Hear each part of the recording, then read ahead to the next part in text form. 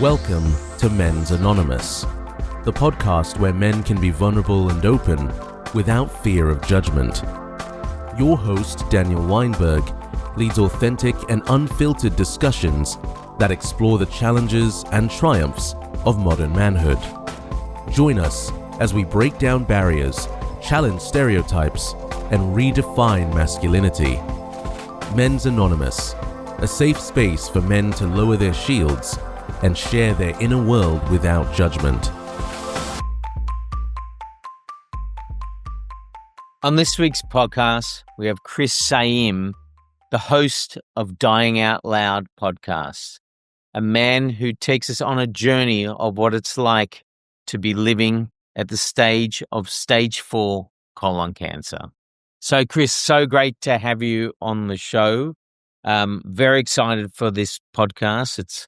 You're doing something really, really different. Why don't you start off by telling us where are you right now in the world? Yeah. Well, thank you, Daniel, for inviting me on. I'm excited to have this conversation with you today. I'm located in Kansas City, Missouri, right smack dab in the middle of the United States. That's It Midwest. it doesn't get more central than that. So, yeah. Nice. Okay, so you started and run the Dying Out Loud podcast. I was completely fascinated by this when I came across you. For the audience's benefit, I'm going to read the description of the show, and I highly recommend you tune into it when you can. Dying Out Loud is a podcast about legacy, love, and living on purpose, even when time is short.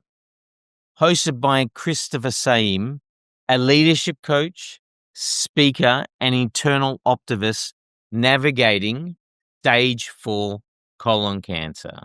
So let's start with your life changed, obviously, when you got the news about stage 4 colon cancer. Why don't you talk us through what that means, stage 4, and I'd love to hear the emotions and everything you went through in that moment and the processing of that. Let's start with that because that's big. Sure. Well, I'll rewind about 10 years ago. Now it's 13 years, but about 13 years ago in my 30s, I was diagnosed with stage 3 colon cancer and went through all of the emotions at that point in time and really was fortunate enough to, after 2 years of treatment, I went into remission. Can you explain what stages mean? Yeah, absolutely. Yeah. So cancer is staged. It starts at stage 1 and progresses through stage 4. Some people will tell you there is a stage 5. For most intents and purposes, people go from stage 1, 2, 3, and 4. Stage 1 is a very localized cancer. It is, you might have lung cancer, and that means you have maybe a small mass inside your lung that can be removed. That is then kind of considered cured and put into remission. Stage 2 is a little bit different from that. There may be multiple lesions in a specific organ. When you get to stage 3, oftentimes it's in an organ and it's also in the surrounding lymph nodes, which means the cancer is poised to get into the bloodstream, and through your bloodstream, through your lymphatic system, the cancer starts to spread throughout your body. When you get stage 4, which, mind you, about 20 years ago, stage 4 cancer was 100% a death sentence. Right. When you got a stage 4 diagnosis, you knew your time was limited. Health professionals could estimate the time based on the activity in your body, and they give you a window, 2 years to 5 months. Or 2 years to 5 years, rather. Yeah.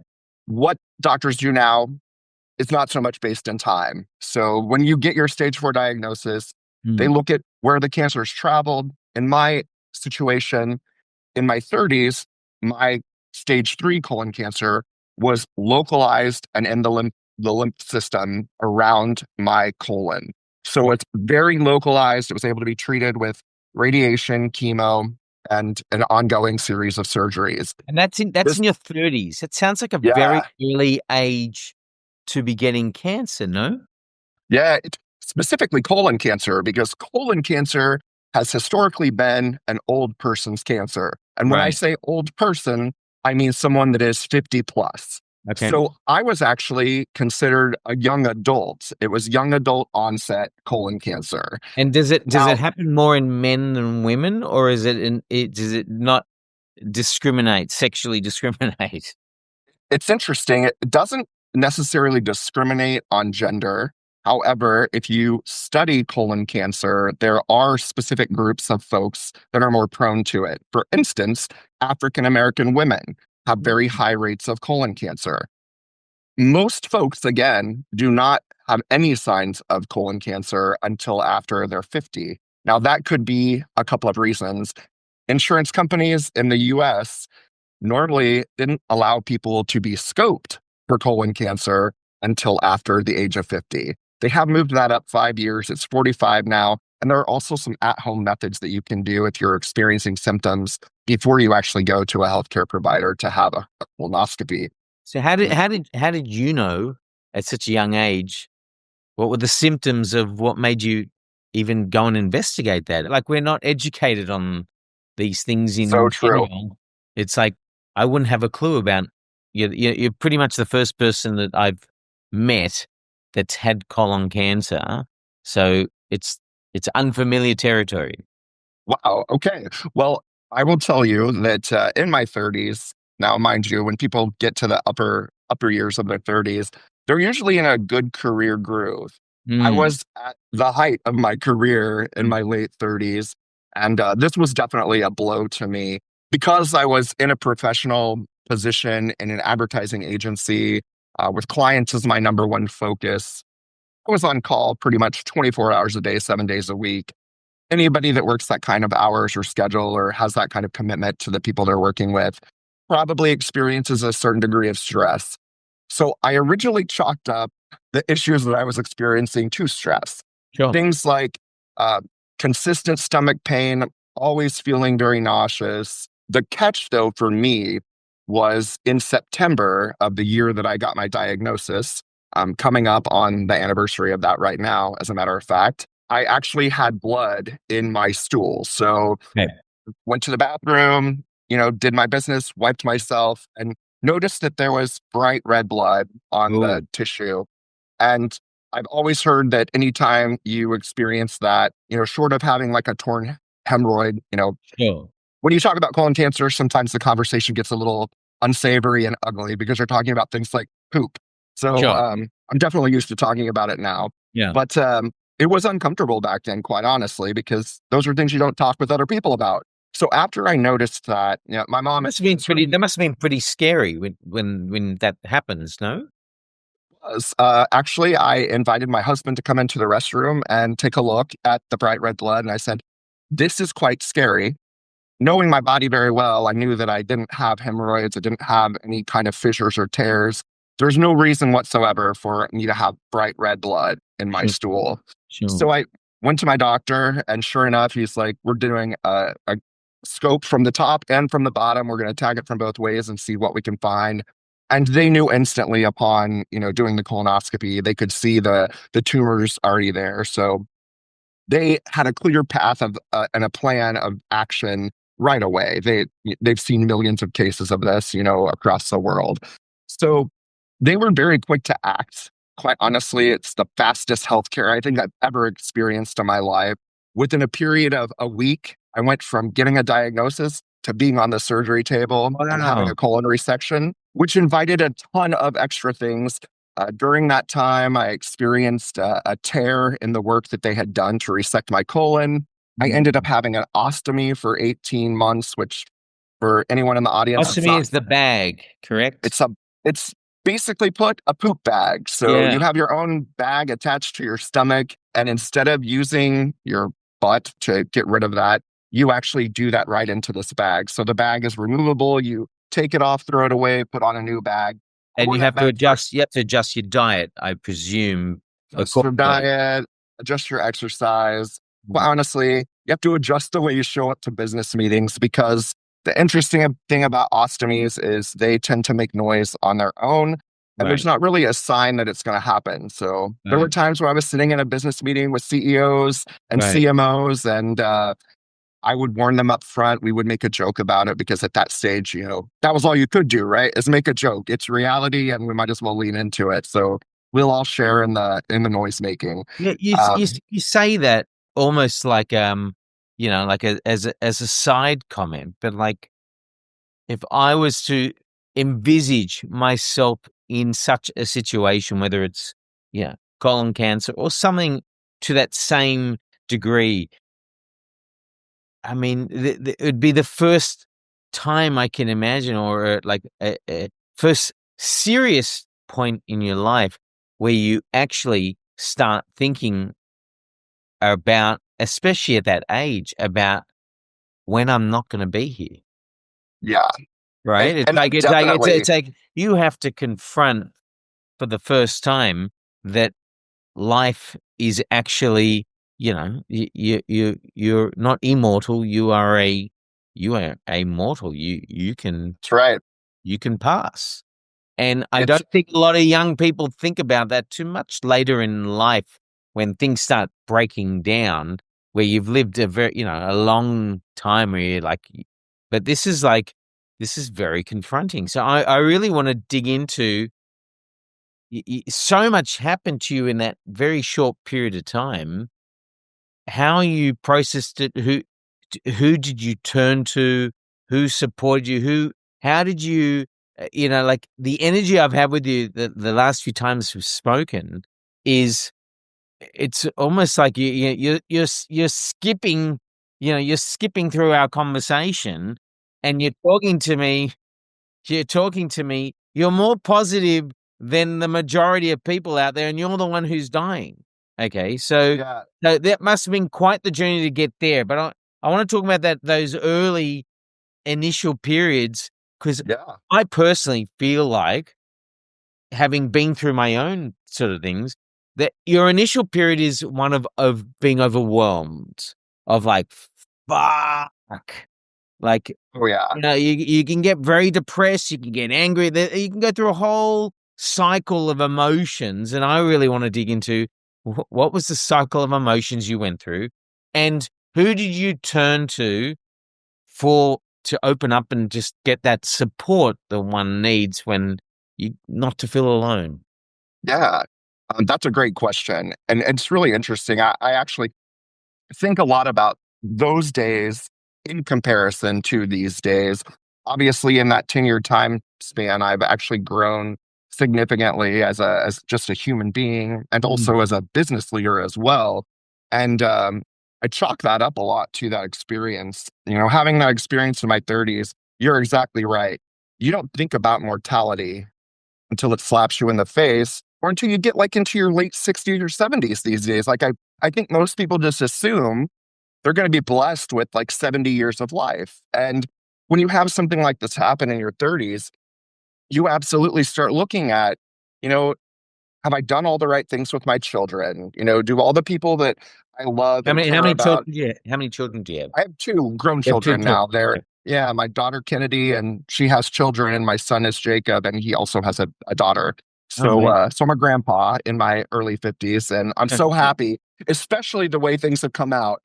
Whenever you look I'm in back my on early things like 50s. that, I don't think I'll be a grandpa for, a few years now. So you're quite blessed. I definitely am, and that's exactly how I look at it these days. Because had this not all transpired the way that it did, I may not have had grandkids until I was 60, and quite honestly, I don't know that I'm going to make it to 60. At this point, I'm kind of banking on if I hit 55, I'm going to celebrate. But those emotions in that early, I can tell you like it was yesterday. First of all, waking up in the hospital after a 12-hour surgery and waking up with that ostomy on, that was the most humbling experience of my life. To have to deal with essentially changing that bag out on a regular basis. Even in like a restaurant, like there would be times when the bag would fill itself up and I would have to go and, change it Wow. in the bathroom. It's the most humbling experience any human can ever have whenever you have to take care of yourself to that level. It Wow. really did a lot for me from a mental perspective. But the biggest thing it did for me was it created this drive that I've always had drive. Like I've always been a high achiever. I've always been a top performer. I excelled in school. So the drive was always there. but I had never attacked my personal life with such drive. It had always been very business focused. In that next decade, the decade that I was in remission, I crossed everything off my bucket list. I moved to Amsterdam and I lived there for a full year. And it was the most exciting experience that I'd ever had. I crossed all of the places I wanted to visit off my bucket list. Started looking at give me some of those bucket list items. Amsterdam, cruising the Caribbean, hitting up all the places in Mexico that I could get to, traveling throughout Europe. The only place I didn't get to go is Australia, and that is going to happen before I leave this earth. Within the next year, it is happening. But there was a lot of fun and excitement in those times, really focusing. And I was very blessed to have a job that I could do remotely. So it empowered me to go and travel and live abroad. And that experience in and of itself, I have even a community of people still in the Netherlands that I communicate with on a regular basis. And there's such a rewarding feeling to know that there's good energy coming your way from all the corners of the world. It just does something for you that medicine could never do.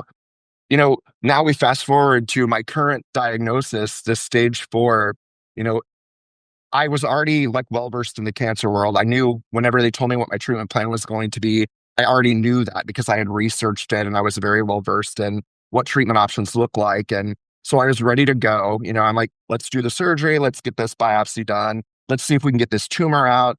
And then we'll start the chemo treatments. Over the course of these chemo treatments, especially in that first 6 months, I experienced a darkness that I had never experienced in my life. It was literally the most depressing. There was no way out. I had a great support system, but even that support system was unable to really kind of stretch their hand out and pull me out of the place that I was in. Give me a day in the life of. Yeah. A day in the life in those 6 months, I'm almost embarrassed to say. No, it was a lot of sleeping. A lot of sleeping, a lot of reading, a lot of... What were you reading? Do you remember what you were reading? Oh, heck yeah. I was reading every Stephen King book that I hadn't read. I was trying to get my mind to focus on something that was exciting and energy filled. Distract yourself. Yeah, to distract from the reality. But the reality is, I became, in those 6 months, the exact opposite of the person I'd been all my life. I became a recluse. I'm extremely an extroverted person. Usually people say, oh, Chris is here. And, even in Kansas City, as big as this city is, it's not the hugest city in the US, but it's a big, small city. I could walk into any restaurant or bar and people knew me because I was a very social and I was engaged in the community. And people would say, hey, Chris is here. And that means the party's going to start. And that was how I lived my 20s and 30s. And I'm in this different place where I all of a sudden was staying at home all the time and I didn't want to be social. And I don't know if I was doing that to protect myself from the intense connections that I had, thinking at that time that I was looking at a 9-month window for my life expectancy. Early on, based on the patterns that I had, it was looking like 9 months to 2 years was likely going to be what my reality was. There was a point in month 5 in that dark time where, mind you, in the US, they do prescribe pain pills. So Oxy, morphine. I still have to this day, I have a pharmacy of pain pills. I honestly thought at one point in time, as I was laying down to go to sleep, my husband beside me, actually, and my dog's in between us, today's going to be the day that I take 3 times the morphine and I'm just going to not wake up, bless you, not wake up the next morning. And I don't know what happened in that hour, but there came a time that I decided, audibly, this is not going to be the end of me. I am not going to throw in the towel. And I told myself in that moment, tomorrow is a different day. And the next day, I woke up, reached out to my employer and said, I want to come back to work. I don't know what it looks like yet, but if you're willing to work with me, I'm coming back and I'm going to attack attack this life. And I did that. And I will tell The you, mindset shift really is what happened. You just went, you know what? I'm turning this it's thing upside down. people tell you that stuff like that happens, and It until it does. happens to you, you don't believe that it is Yeah. possible that you can shift your own mindset. Yeah, But I had in the that same. moment, energy from the universe, whatever you want to call it, said, this is not the way that you're going to end. The next morning I woke up, I made that phone call. I gave myself an extra 2 weeks. So at the end of that 6-month period, I did go back to work. I knew I couldn't do the same job because I couldn't be that 24/7 person anymore. I needed to put my own health first. And at the time, every other week, I was out of the office for 3 full days. Wednesday, Thursday, Friday were my 3 chemo days. I was completely exhausted, wasted, no energy. There was no way I could show up for a Teams call and be like the person that I am today. And they worked with me. Not only did they work with me, but my CEO said, look, we know that you have skills and abilities, and you're a pillar of our culture, and we're going to do whatever we can do. So you tell me what you think you can do, and that'll be your job. Wow. That was a really powerful moment for me because what that has done is it Wow. allowed me to completely shift my perspective in the same industry. I'm still working for an advertising agency. It's one of the greatest advertising agencies in New York City. Never in a million years did I ever believe that I'd have an office in the World Trade Center, and I do, because I'm a small town Kansas City boy, and New York City is the city, the one everyone knows around the world.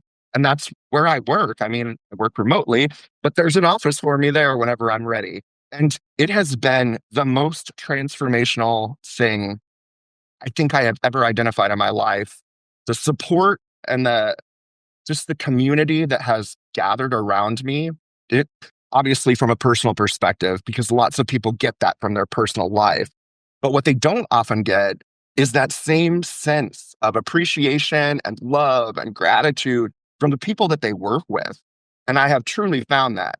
We have about probably just under 1,000 people globally, and from Toronto to New York to California to Bangalore, India, there are people that are sending their thoughts, their energy, their prayers, and that has done something for me. I've passed that 2-year mark. I've stopped looking at like life expectancy. There is still an hourglass, and your audience can't see this, but you can see it, Daniel. There's an hourglass that sits on my shoulder. It's invisible, but it's here, and it's literally ticking by, and I feel that every single day. Like every day, I want to make sure that I'm learning something new. And that might sound like a load of shit to some people. I tell you, as sure as I'm sitting here on this screen in front of you, I learn something new every day. I try to teach something to someone every day. I'm blessed with this job as an executive coach now. I work on training and But development how programs. did you start that? How did you transition into that? I told my boss, my CEO, I'm like, look, I think I could make a difference if we did this. And he's like, I like the sound of that. And I went and I talked to someone who used to be my coach in our organization, who is now my direct boss. And I said, I'd really love to explore an opportunity with you. And he's like, well, I'm actually going to add somebody to the team now, and we'll just not do a third. We'll just add you to the team. And I had some things to learn. It was the first time that I'd ever been behind the scenes at an agency. I've always been the face of the agency, the voice of the agency, the client's partner. But for the first time, I was going to get to focus on the people that make all the magic happen. And people from day one has always been why I have done this business. It's the awesome creative minds that you get to work with. It's the way that we can energize each other in the boardroom.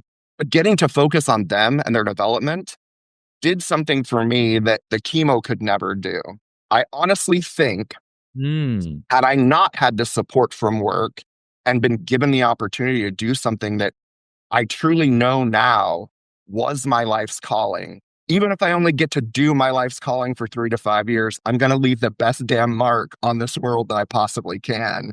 And it has been truly amazing. And that is why, I mean, when you look at me, don't look like a sick person.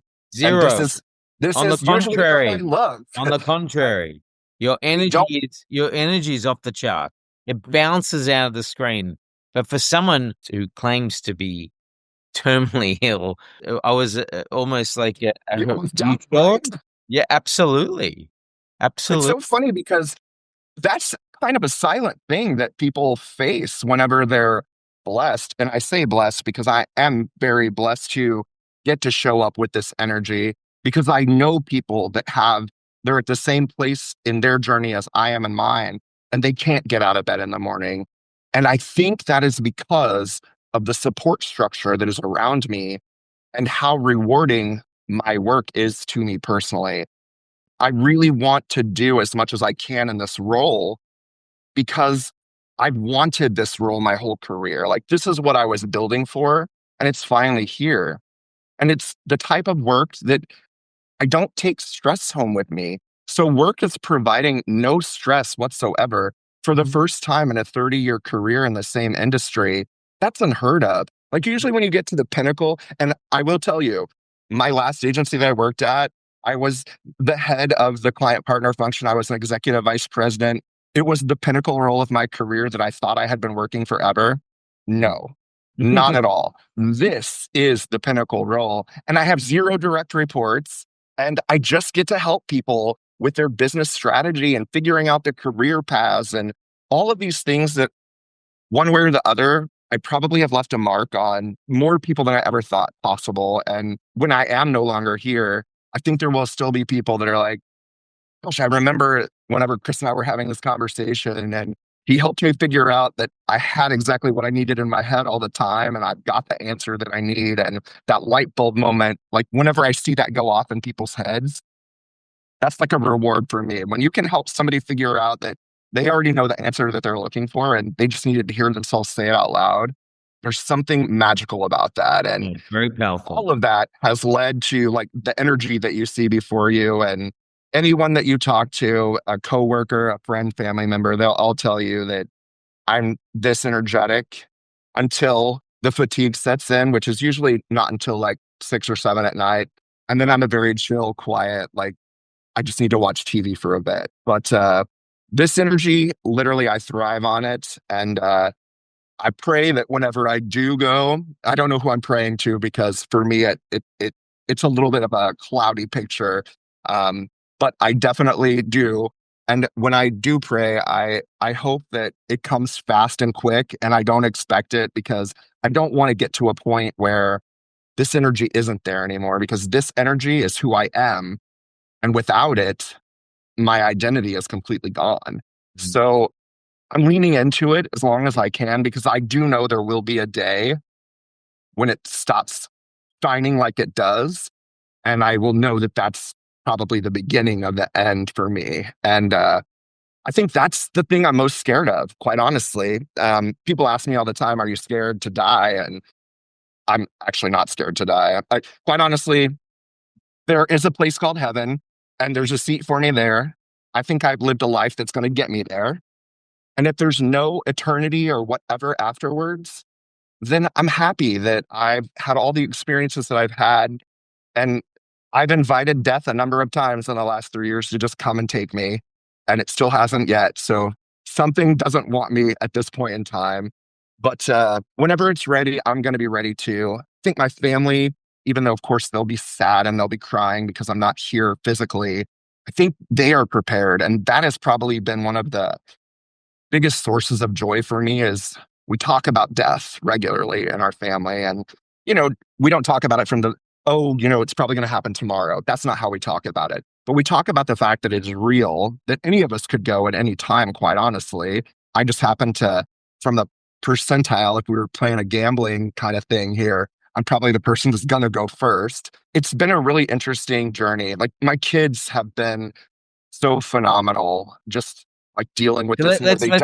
let's like there's good segue because what I want to ask is how did your husband, kids, mother, how did they respond? Because they've been through the journey with you, so they would have had the initial, okay, you got over that hump, but how have they responded to, to let's say The initial and also the stage 4 situation.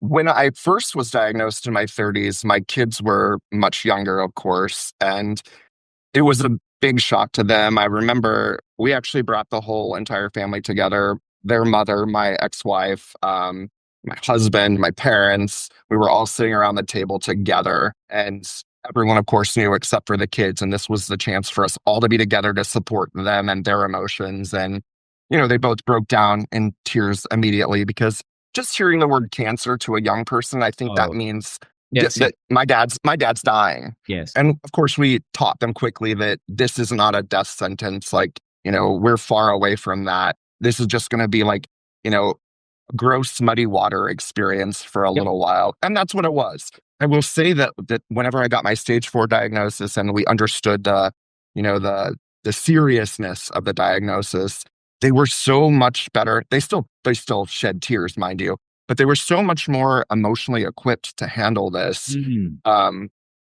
It's been really just a very proud moment for me to watch them show their resilience and show support for me. And, we have a very interesting relationship. Their mother and I divorced whenever my son was 3 and my daughter was 7. And so then we went to an every other weekend time. So I wasn't there every day with my kids, but my kids and we have a very special relationship, and it has transcended all of the things that we've experienced together as a family. And this most recent diagnosis has really given us, I don't know, like even like a renewed lease on our relationship. Like we were able to really lean in. My son and I have a better connection than we've ever had, in our entire lives. And actually, my kids were just on the podcast that was released this week, and mm, everyone got to hear that conversation between my kids and I. And at the end of it, my son was like,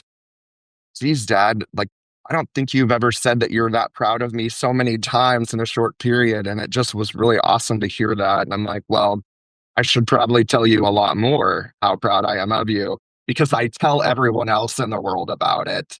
I just haven't said it enough to you. And I tell That's my kids I interesting. love them. That's Yeah.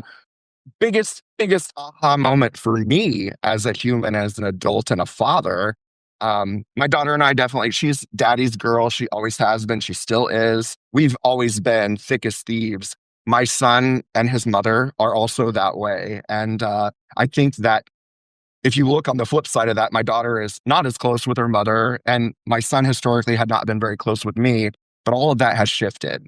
And I think we all look at each other. My children's mother and I have stayed very close throughout all of the last 30 years since we've not been together. And it's been a really interesting, like modern family type of spin. We both have moved on to different relationships, but our kids have always been the central part of our universe.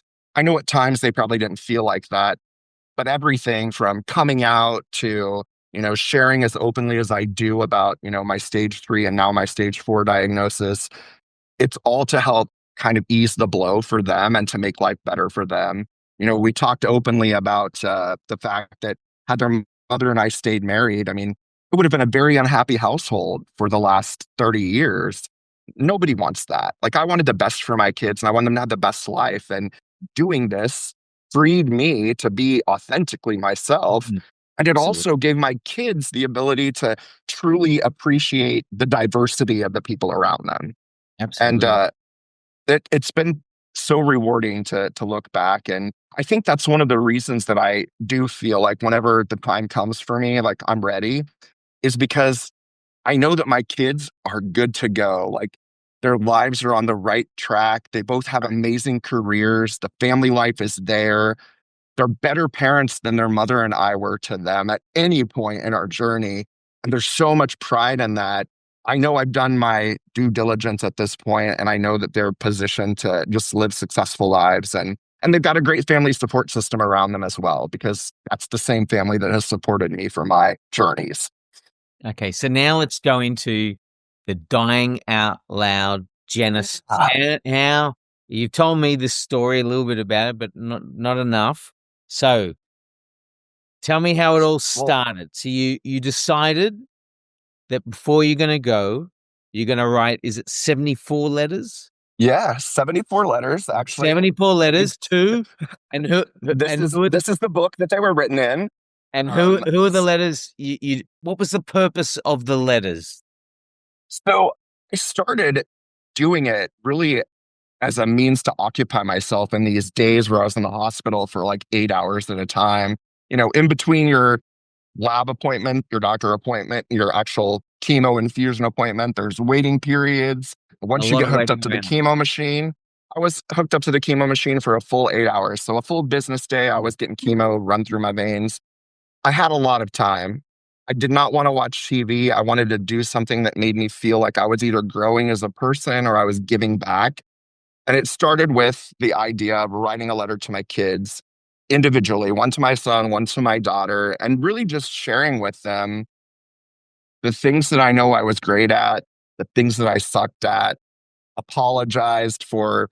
In my 30s, when I came out, I was a selfish human being. I mean, I wasn't a bad father by any means, but I was more focused on my journey than my children's journey. And my kids were, entering their teen years. That's when parents need to lean in the most and give the kids all of themselves. And because I was still trying to figure out who I was to better help them be who they were, I lost sight of that. And, I think wanting to convey that in a way that they could comprehend and Yes. also carry it with them was really important to me. And I'm a decent writer. So I started writing letters, and it started with Kennedy and Jacob.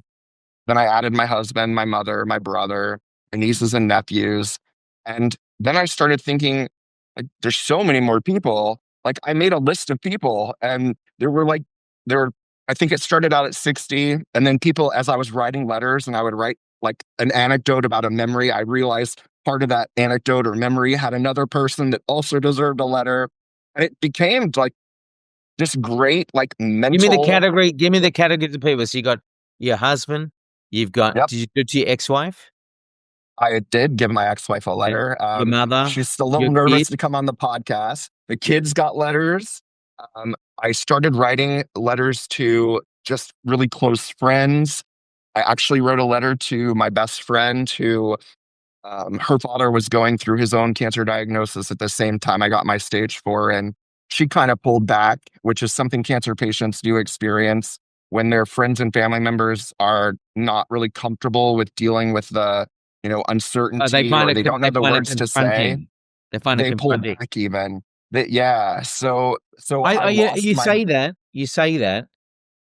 I would say when people in general go through traumatic experiences, whether it is something like having cancer, whether it could be you've had a nervous breakdown, whether you've gone through divorce, whether just generally sick, whether you've financially bankrupt, you lost everything. People in general are very uncomfortable in confronting it. So it's interesting for me to hear you say that even when you were like, I'm dying, you all know I'm dying, and you're like, that people make it about themselves. They're like, what am I going to say? How do I deal with it? And they're not thinking, this has got nothing to do with you. This is about the other. You need to think about the other and put all your shit aside, Absolutely.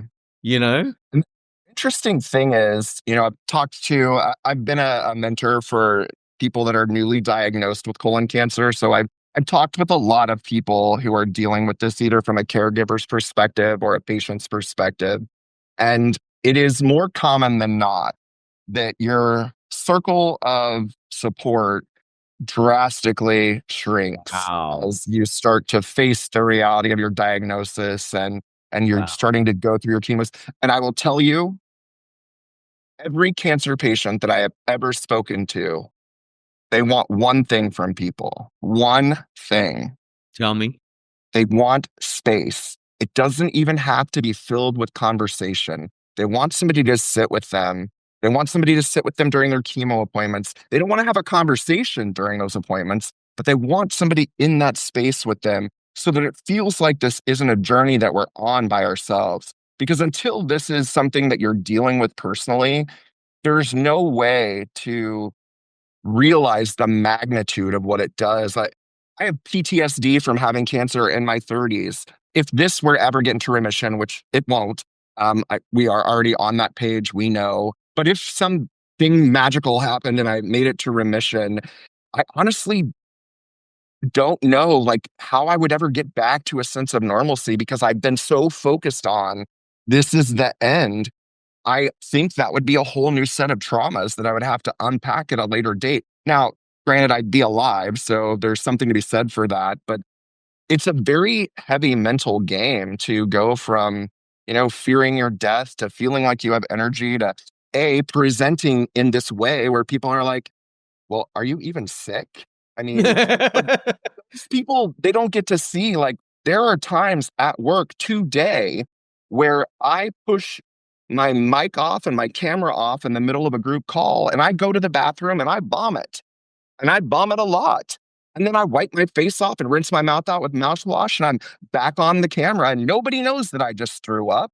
Nobody knows that I've been like glued to the toilet for 2 days in a row because I don't let that part of me show up. I show up with the goodness and the energy that I need to show up with to keep me on the right path and to prevent me from getting into like a downward spiral. September is a month that I almost historically always get into a downward spiral. A year before I got my stage 4 diagnosis, my father passed away from cancer, unrelated type of cancer. No one in my family actually has had a history of colon cancer, so I just am the unlucky one. But my father passed away, so I hadn't even finished grieving my father. Quite honestly, I'm not done grieving my father, and it's been 4 years on September 17th, 7 days away from his anniversary, and that date holds magnitude. September 18th is a horrible day for me. And September 24th is the day that I got my first diagnosis and the confirmation of my second diagnosis. September is a shit month for me. And it's usually when my mental health starts to plummet. I'm doing everything I can, including today. This very morning, I sent my husband a text message after I arrived to the office and sat down. And I said, hey, babe, I want to let you know, as you well know, it's September. And I definitely have noticed in the last couple of days that I have done a few things that signal that I'm about to have a spiral. And I just want to prepare you because I want your help to make sure that I don't get to that place this month. And I sent my mom the same text message. I'm like, whatever you can do. And it's a rough month for my mom, right? Because her son has been diagnosed with cancer twice in this month. And her husband of more than 50 years passed away just 4 years ago from cancer. So my mom is dealing with her own whole set of trauma. And I think that's probably our biggest challenge in communicating today is my mom has so much weight on her shoulders and I have a lot of weight on my shoulders, but I'm trying to bear it for everyone because I want to leave my family in a better place than they are today. And financially, I'm able to help them out with that. So that's great, whenever the insurance policies come in. But, emotionally, I feel like most of them are ready for whatever happens. And that there's something comforting for me in that because I don't want people to sit around and cry. Like, honestly, whenever it's time to go, it is time to go. Like, I'm exhausted, exhausted. Like, come the weekend when Saturday gets here, my body is saying, stay in bed. And my mind is like, I want to be out with people, enjoying life. I want to get to the art festival. I want to go dancing on a Saturday night, which is crazy to say in your 50s, by the way. But there's still Saturday nights where I want to be at a dance club with loud thumping music and hundreds of people on a dance floor. Like, that's living to me. And I want to be able to do that as long as I can. Absolutely. Okay, so Diana, so you wrote all these letters. Yeah. Oh my God. I went down a bunny trail. How did it become a podcast? So, and tell us what the podcast is. Yeah. So I had this book full of letters. They're still in the book, actually. And at the beginning of the summer, I started talking with my husband about the logistics. The point was, I wanted those letters to get into the hands of the recipients, but I was thinking much more post-mortem. Like, I was thinking, after I die, I want you to send these. And my husband had the genius idea of, well, why would you want to wait? Like, let's either send them now or FaceTime these people and have a conversation with them. And I really liked that idea of FaceTiming. And then I was talking with my friend Selena at work, And she's like, this could be a podcast. This could be something that you could share with the world. And it's a little self-serving because you're getting to, do the emotional part that you want to do. But there are so many lessons that people can gain from hearing like a raw emotional conversation between two people with a great respect for each other or a great love for each other. And as I started reading back through those letters, I'm like, this really could be something. I mean, it may not go anywhere. It will get the letters in front of the people, and I will get to actually read the letters to them myself. So then they walk away with a recording that they can keep for life. Mind you, I have not. That's the thing that touched me. It was like, you're going to do 74 episodes where Yep. you have a conversation with someone who has had significant bearing on you in your life in some respect, whether it's family, friend, colleague, mentor, whatever. And I thought, what a brilliant idea that these people are going to firstly get to hear from you the open, honest truth around how you truly feel about them, things that maybe bothered you or didn't, things you want to apologize for. Like, Yep. so for me, all I felt like is you're going to, number one, feel very light from the experience. It's like you got everything out you wanted them to hear. That they get to experience that, which is just a gift in my mind. Like, they get to have that forever as long as they're here on this earth. That they can always, I think about, your son, your grandchild, they can come and have a listen to a conversation that you have, and a really deep, personal, intimate, sentimental conversation, and they can replay that when they want. And in total, it's just a huge soul connecting experience. I mean, the relationship I think you'll have with each of them after is just going to also bloom in a sense, because it's like all these things you wanted to say, like what you said about your son around, wow, like you told me how proud. I've never heard you tell me how proud I am, how proud you are of me in such a short period of time, where you're really highlighting that, which parents and fathers often fall into the trap of you're very happy telling others about, oh my God, my son this, my son that. But how often do you tell your son That's right. directly, man, I just want to tell you, you're a fucking legend. You are killing I, it. I appreciate that. I appreciate that, my friend. It is, this has truly become, I already kind of alluded to, like, I know that I'm doing the work that I'm supposed to be doing. Like, the job that I do for my professional 9 to 5, which my hours aren't that, but you know what I'm saying, quite honestly, is the most rewarding career thing that I've ever done in my life. And it I truly think this is is. I think what you're doing here is a genius initiative to inspire others that are in similar situations to, maybe you don't have to do a podcast, but you can record Yes. a You don't conversation even, of what you want to actually write the letter. beauty of Write it the letter. is, you don't even have to put pen to paper if you don't want to. You know what? We all have mobile phones in our hands almost every minute of the day. Send a effing text. I almost said the F word, sorry. Because I get that excited about this. Send a damn text message to the person that you stopped talking to 3 months ago for the stupidest reason under the sun. Send a text message to your parents to tell them, look, I know you tried your best while I was growing up. I carry a lot of PSD from my childhood, but I still appreciate every opportunity that you provided me. And I want you to know from the bottom of my heart that I'm full of freaking gratitude for you and But for I your like the recording. children. I like the recording of it. I like the fact Yeah, that you're recording the conversation where they're hearing it from you and they get to hear it again. exactly.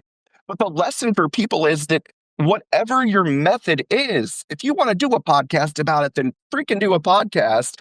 But make sure that those words land with the person that you intend them to land with while you are still alive and breathing. And guess what? The only time we're guaranteed to know that we're still alive and breathing is this freaking moment right now. You or I could get struck by lightning in the next 60 seconds. This is the moment that we have right now. this is a great way to spend this time, is reminding people that you don't know when those sands in that mythical hourglass on my shoulder are going to run out. And I'll be damned if I'm going to let it get done before I get done. And this is just one of the ways that I can show up. It's amazing to me because whenever you start thinking about who your audience for your podcast is, initially it's just like, it's me. And it's the people that I'm reading these letters to. I don't give a shit. 100%. You got 74 listeners for life. Yes. But there are so many. This seriously is almost a masterclass in the art of human relationships. And I say that because so many people have shared that with me. My boss today even says that I'm probably the world's greatest relationship builder. Well, if that was the case, I think I'd probably be a lot richer than I am today. But I will say, I care about people regardless of who you are. I want you to succeed in life. And if there's a way that I can give you a leg up or provide some insight from my 30 years of experience or my 50 years of life, I want to do that. I want to instill that wisdom or lack of wisdom, because sometimes it's about what we don't know that we find the strength in. But there's so many lessons in this.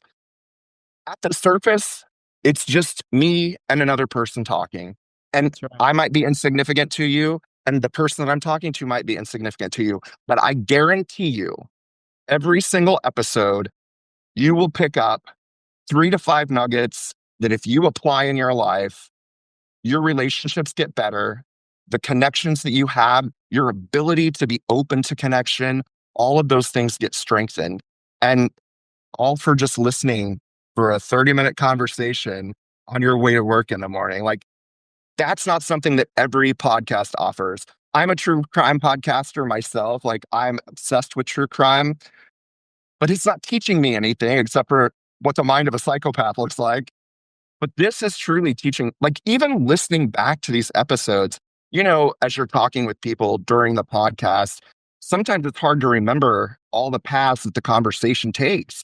But when I you listen listen to them to it after. again, I listen to them yes, after. I get you nuggets have after. to. Yeah, I do. I mean, I start adding those things. I'm like, oh my God, like, I can't even believe she dropped that nugget. And I don't know if we've ever even freaking talked about that point, or, geez, I sounded really intelligent whenever I said that. And I didn't even realize that's the way I felt about it. But obviously it is, because it showed up in the conversation. It's just amazing to me, like, the reach that it could potentially have. Now, granted, I don't know that I'm even going to be around long enough to see what it does, but I hope that it is. I already know for the 74 folks, it's definitely addressed something for them and for me that has connected our souls at a deeper level. But for the people that are listening who don't have any skin in the game, they don't know either of us, and they're just really wanting to see how people connect on a really raw emotional level. This is it. Like, there are tears in most episodes.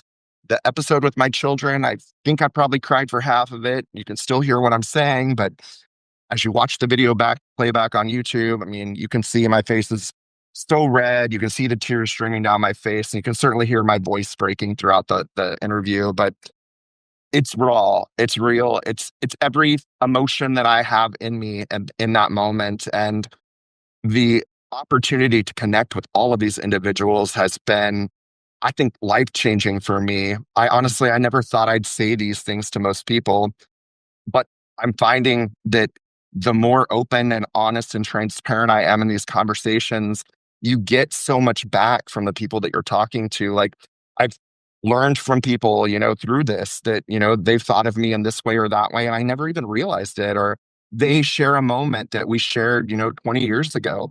And I remember the moment, but I didn't necessarily know that it left that mark or that impact on them. And getting to know those types of things is also very rewarding. It's, it's like feeling like it's Christmas every week, quite honestly, because I'm having conversations every week with people, and it's such I don't know, it's just a powerful exchange of heart. And I think that's the best way to explain it. Everyone has just shown up so willing to receive, and even people get uncomfortable with receiving things like that. But everyone has just shown up like so ready to receive this message and to engage in conversation. It has truly been I think, one of the most rewarding experiences. And the fact that my husband and I built this together. My husband is the producer, and he's been doing a fantastic job. I honestly, he's in the last 3 months, he's grown so exponentially. And he's like, I could probably start doing this for you too, or this for you too. I've been doing my own outreach, obviously, because it's very personal to me. But he's like, you don't need to worry about that. I can reach out. I can get all this stuff taken care of. And even seeing how excited he is about like this passion project for both of us has been a game changer for a relationship I feel like was perfect before anyway. But I feel like it just went to a new level, like sharing something with the emotional magnitude that the podcast has. No, I'm blown away. I think it's a genius initiative, and I'm going to highly recommend it on your behalf to do what you're doing. It's so clever on so many levels. I'm surprised it hasn't been done before in this sort of to do it in this sort of format. It's brilliant. Yeah. I mean, I'm so thankful to folks like you who, I mean, you've kind of carved out the space, right? Like, you've been chatting with people for a while and sharing those. And, it's not different than that. It's just that it's all the personal, literally words that I had written that, quite honestly, some of those letters may not ever have made it in the mail to their recipients. So they never would have heard it. I'm personally removing those obstacles from it. And again, like, some of the folks that are on, they've been friends of mine for 20 plus years, and over the last decade we've lost touch because families have grown and people have moved to different parts of the country or moved internationally. But reaching back out to them and saying, hey, I want to spend some time with you because I wrote you a letter while I was in chemo and I really want to share it with you. Would you mind coming on my podcast and letting me converse with you and then deliver this message? And everyone has been ecstatic, and traveling down memory lane with all of them, because we do that for a brief period at the beginning of the podcast. It's truly been magical. And hearing other people's memories or their side of the memory is something that a lot of people never do. Like, we just don't talk about that. Like, well, what did that look like for you? Yeah, exactly. And getting to hear that it's an undescribable feeling. Like, there's just like this, it's a magical moment that you get to share with people. So it's truly been amazing. Unreal. Okay, so we're gonna finish up now, but I usually shoot 5 questions to my guests at the end of every podcast. You respond it doesn't have to be, don't make it brief, and just from the heart. Okay. Perfect. Who would you like to say sorry to, given the chance? My best friend Amy. Oof, you just about made me cry. Okay. She was the closest human that I've ever not been related to or married to in my life. And for her own reasons, she decided that this was a journey that she couldn't go on. And I don't know why I would be apologizing to her, because I didn't do anything wrong besides get sick. But I would love to reconnect with her. Wow. And put the last like 4 years like out of the way and just move on for the rest of the time that I have. But I don't know that will ever happen. But that is 100% the person. What are you proud of being or doing in your life? All of the above. First and foremost, yeah. All of the above. First and foremost, like, my most proud achievement in this world is my children, and their children are quickly being added to that list. But I mean, my children, I did get to influence, and I'm so proud of the humans that they are. They're loving and caring. They support other people. They welcome everyone. They don't pay attention to any of the things that some people pay attention to that make them pick whether they're going to be friends with that person or not. They're just open-hearted, and I feel that from them. And I think they got that from me, and to see that live on is, I'm so proud of that. Amazing. And I'm slowly getting a little bit more proud of myself.